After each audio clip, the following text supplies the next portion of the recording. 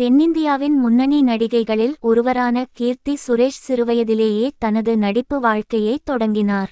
திரைப்பட தயாரிப்பாளர் சுரேஷ் குமார் மற்றும் நடிகை மேனகா ஆகியோரின் மகளான இவர் பைலட்ஸ், அச்சநேயனேனிக்கிஷ்டம் போன்ற மலையாள படங்களில் குழந்தை நட்சத்திரமாக நடித்துள்ளார்.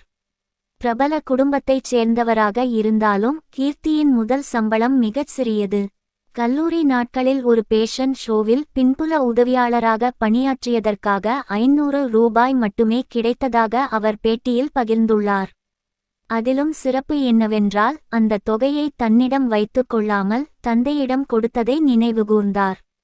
தமிழில் 2015ஆம் ஆண்டு வெளியான இது என்ன மாயம் மூலம் கதாநாயகியாக அறிமுகமானார்.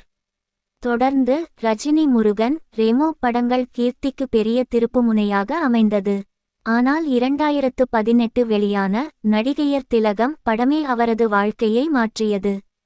மறைந்த நடிகை சாவித்திரி வாழ்க்கையை மையமாக கொண்டு உருவான இப்படத்தில் கீர்த்தி நடித்த விதம் பாராட்டை பெற்றதுடன் சிறந்த நடிகைக்கான தேசிய விருதையும் வென்றார். அதனைத் தொடர்ந்து முன்னணி நடிகர்களான விஜய், மகேஷ் பாபு, தனுஷ் உள்ளிட்டவர்களுடன் நடித்துள்ளார்.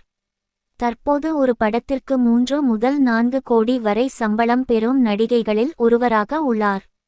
2024 டிசம்பரில் நண்பர் ஆண்டனி தட்டிலை திருமணம் செய்து கொண்டார்.